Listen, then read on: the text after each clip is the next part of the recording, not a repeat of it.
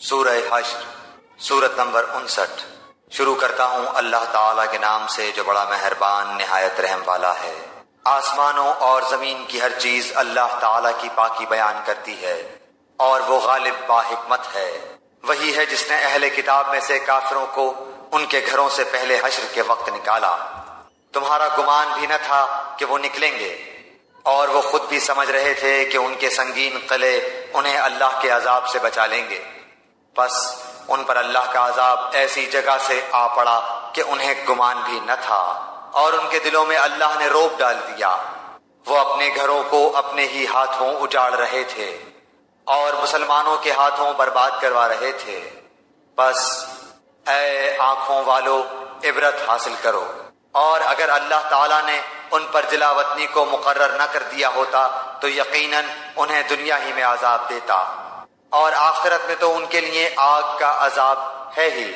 یہ اس لیے کہ انہوں نے اللہ تعالیٰ کی اور اس کے رسول کی مخالفت کی، اور جو بھی اللہ کی مخالفت کرے گا تو اللہ تعالیٰ بھی سخت عذاب کرنے والا ہے۔ تم نے کھجوروں کے جو درخت کاٹ ڈالے یا جنہیں تم نے ان کی جڑوں پر باقی رہنے دیا، یہ سب اللہ تعالیٰ کے فرمان سے تھا، اور اس لیے بھی کہ فاسقوں کو اللہ تعالیٰ رسوا کرے۔ اور ان کا جو مال اللہ تعالیٰ نے اپنے رسول کے ہاتھ لگایا ہے، جس پر نہ تو تم اپنے گھوڑے دوڑائے ہیں اور نہ اونٹ، بلکہ اللہ تعالیٰ اپنے رسول کو جس پر چاہے غالب کر دیتا ہے، اور اللہ تعالیٰ ہر چیز پر قادر ہے۔ بستیوں والوں کا جو مال اللہ تعالیٰ تمہارے لڑے بھڑے بغیر اپنے رسول کے ہاتھ لگائے وہ اللہ کا ہے، اور رسول کا، اور قرابت والوں کا، اور یتیموں مسکینوں کا، اور مسافروں کا، تاکہ تمہارے دولت مندوں کے ہاتھوں میں ہی یہ مال گردش کرتا نہ رہ جائے۔ اور تمہیں جو کچھ رسول دے لے لو، اور جس سے روکے رک جاؤ، اور اللہ تعالیٰ سے ڈرتے رہا کرو، یقیناً اللہ تعالیٰ سخت عذاب والا ہے۔ فی کا مال ان مہاجر مسکینوں کے لیے ہے جو اپنے گھروں سے اور اپنے مالوں سے نکال دیے گئے ہیں، وہ اللہ کے فضل اور اس کی رضامندی کے طلبگار ہیں، اور اللہ تعالیٰ کی اور اس کے رسول کی مدد کرتے ہیں، یہی راست باز لوگ ہیں۔ اور ان کے لیے جنہوں نے اس گھر میں یعنی مدینہ اور ایمان میں ان سے پہلے جگہ بنا لی ہے، اور اپنی طرف ہجرت کر کے آنے والوں سے محبت کرتے ہیں، اور مہاجرین کو جو کچھ دے دیا جائے اس سے وہ اپنے دلوں میں کوئی تنگی نہیں رکھتے، بلکہ خود اپنے اوپر انہیں ترجیح دیتے ہیں، گو خود کو کتنی ہی سخت حاجت ہو۔ بات یہ ہے کہ جو بھی اپنے نفس کے بخل سے بچایا گیا وہی کامیاب اور بامراد ہے۔ اور ان کے لیے جو ان کے بعد آئیں، جو کہیں گے کہ اے ہمارے پروردگار ہمیں بخش دے، اور ہمارے ان بھائیوں کو بھی جو ہم سے پہلے ایمان لا چکے ہیں، اور ایمانداروں کی طرف سے ہمارے دل میں کینہ اور دشمنی نہ ڈال، اے ہمارے رب بے شک تو شفقت و مہربانی کرنے والا ہے۔ کیا تو نے منافقوں کو نہ دیکھا کہ اپنے اہل کتاب کافر بھائیوں سے کہتے ہیں اگر تم جلا وطن کیے گئے تو ضرور بالضرور ہم بھی تمہارے ساتھ نکل کڑے ہوں گے، اور تمہارے بارے میں ہم کبھی بھی کسی کی بات نہ مانیں گے، اور اگر تم سے جنگ کی جائے گی تو بخدا ہم تمہاری مدد کریں گے، لیکن اللہ تعالیٰ گواہی دیتا ہے کہ یہ قطعاً جھوٹے ہیں۔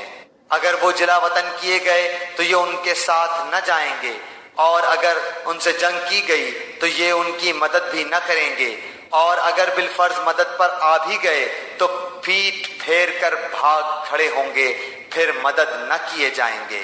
مسلمانوں، یقین مانو کہ تمہاری ہیبت ان کے دلوں میں بنسبت اللہ کی ہیبت کے بہت زیادہ ہے۔ یہ اس لیے کہ یہ بے سمجھ لوگ ہیں، یہ سب مل کر بھی تم سے لڑ نہیں سکتے۔ ہاں، یہ اور بات ہے کہ قلعہ بند مقامات میں ہوں یا دیواروں کی آڑ میں ہوں، ان کی لڑائی تو ان میں آپس میں ہی بہت سخت ہے، گو آپ انہیں متحد سمجھ رہے ہیں، لیکن ان کے دل دراصل ایک دوسرے سے جدا ہیں، اس لیے کہ یہ بے عقل لوگ ہیں، ان لوگوں کی طرح جو ان سے کچھ ہی پہلے گزرے ہیں، جنہوں نے اپنے کام کا وبال چکھ لیا اور جن کے لیے المناک عذاب تیار ہے۔ شیطان کی طرح کہ اس نے انسان سے کہا کفر کر، جب وہ کفر کر چکا تو کہنے لگا میں تو تجھ سے بری ہوں، میں تو اللہ رب العالمین سے ڈرتا ہوں۔ بس دونوں کا انجام یہ ہوا کہ آتش دوزخ میں ہمیشہ کے لیے گئے اور ظالموں کی یہی سزا ہے۔ اے ایمان والو، اللہ سے ڈرتے رہو اور ہر شخص دیکھ بھال لے کہ کل قیامت کے واسطے اس نے اعمال کا کیا ذخیرہ بھیجا ہے، اور ہر وقت اللہ سے ڈرتے رہو، اللہ تمہارے سب اعمال سے باخبر ہے۔ اور تم ان لوگوں کی طرح مت ہو جانا جنہوں نے اللہ کے احکام کو بھلا دیا تو اللہ نے بھی انہیں اپنی جانوں سے غافل کر دیا، اور ایسے ہی لوگ نافرمان فاسق ہوتے ہیں۔ اہل نار اور اہل جنت باہم برابر نہیں، جو اہل جنت ہیں وہی کامیاب ہیں اور جو اہل نار ہیں وہ ناکام ہیں۔ اگر ہم اس قرآن کو کسی پہاڑ پر اتارتے تو تو دیکھتا کہ خوف الہی سے وہ پست ہو کر ٹکڑے ٹکڑے ہو جاتا۔ ہم ان مثالوں کو لوگوں کے سامنے بیان کرتے ہیں تاکہ وہ غور و فکر کریں۔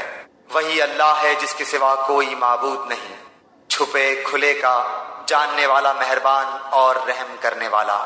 وہی اللہ ہے جس کے سوا کوئی معبود نہیں، بادشاہ نہایت پاک، سب عیبوں سے صاف، امن دینے والا، نگہبان، غالب، زور آور اور بڑائی والا۔ پاک ہے اللہ ان چیزوں سے جنہیں یہ اس کا شریک بناتے ہیں۔ وہی اللہ ہے پیدا کرنے والا، وجود بخشنے والا، صورت بنانے والا، اسی کے لیے نہایت اچھے نام ہیں۔ ہر چیز خواہ وہ آسمانوں میں ہو خواہ زمین میں ہو اس کی پاکی بیان کرتی ہے، اور وہی غالب حکمت والا ہے۔